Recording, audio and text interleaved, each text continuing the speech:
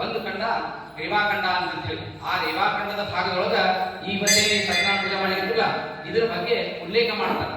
ಸತ್ಯನಾರಾಯಣ ಪೂಜಾ ಭೂಮಿಯೊಳಗೆ ಹೆಂಗ್ ಪ್ರಕಟ ಆಯ್ತು, ಸತ್ಯನಾರಾಯಣ ಪೂಜಾ ಮಾಡೋದ್ರಿಂದ ಏನ್ ಸಿಗ್ತದ, ಅದರಿಂದ ಏನ್ ಫಲ ಅದ, ಅದ್ರ ಮಾಡ್ತಕ್ಕಂಥ ವಿಧಾನ ಹೆಂಗ ಅಂತ ಹೇಳಿ ಆ ಸ್ಕಂದ ಪುರಾಣದೊಳಗ ಅದನ್ನ ವಿವರಣೆಯನ್ನು ಕೊಡ್ತಾರೆ.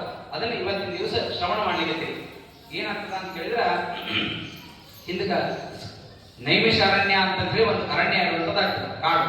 ನೈಮಿಷಾರಣ್ಯ ಅಂತಂದ್ರ ಒಂದು ಪುರಾಣ ಪ್ರಕಾರ ಏನಪ್ಪಾ ಅಂತ ಹೇಳಿದ್ರ ಬ್ರಹ್ಮನ ಚಕ್ರ ಇರ್ತದೆ, ರಥದ ಚಕ್ರ, ಅದರ ಗಾಲಿ ಹೆಸರು ನೇಮಿ ಅಂತ ಹೇಳಿ ಅದು ಬಿದ್ದಿರತಕ್ಕಂತಹ ಸ್ಥಳವನ್ನ ನೇಮಿಷಾರಣ್ಯ ಅಂತ ಕರೀತಾರ ಅಂತ ಹೇಳಿ ಒಂದು ಪುರಾಣದ ಪ್ರಕಾರ.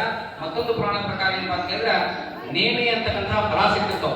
ಫಲ ಅಂತಂದ್ರ ಈಗ ಹೆಂಗೆ ನಾವು ಸೇಬು ಹಣ್ಣು, ಅನಾನಸ್ ಹಣ್ಣು, ಪ್ಯಾರಲ ಹಣ್ಣು, ಮಾವಿನ ಹಣ್ಣು ಹೆಂಗೆ ಇರ್ತೀವಲ್ಲ ಹಂಗ ನೇಮಿ ಅಂತಕ್ಕಂಥದ್ದ ಒಂದು ಫಲದಿಂದ ಕೂಡಿರ್ತಕ್ಕಂಥ ಕಾಡು. ಇಡೀ ಕಾಡಿನ ತುಂಬಿ ಇರ್ತಾವ ಸಾಲಿ ಕಲಿಲಿಕ್ಕೆಲ್ಲ ಅಂತ ಹೇಳಿ. ಹಂಗ ಅವಾಗೆಲ್ಲ ಏನಪ್ಪಾ ಅಂತ ಹೇಳಿದ್ರ ಗುರುಕುಲ ಪದ್ಧತಿ ಇತ್ತು.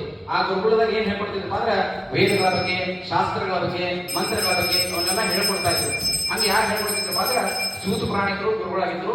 ಶೌನಕಾದಿ ಮಹರ್ಷಿಗಳ ಜೊತೆ 10,000 ಜನ ಶಿಷ್ಯರು ಅವರೆಲ್ಲ ಕೂತ್ಕೊಂಡು ಏನ್ ಮಾಡಿದ್ರಪ್ಪ ಅಂದ್ರೆ ಆ ನೇಮಿಷಾರಣ್ಯದೊಳಗ ಗುರುಕುಲವನ್ನ ನಡೆಸ್ತಾ ಇದ್ರು.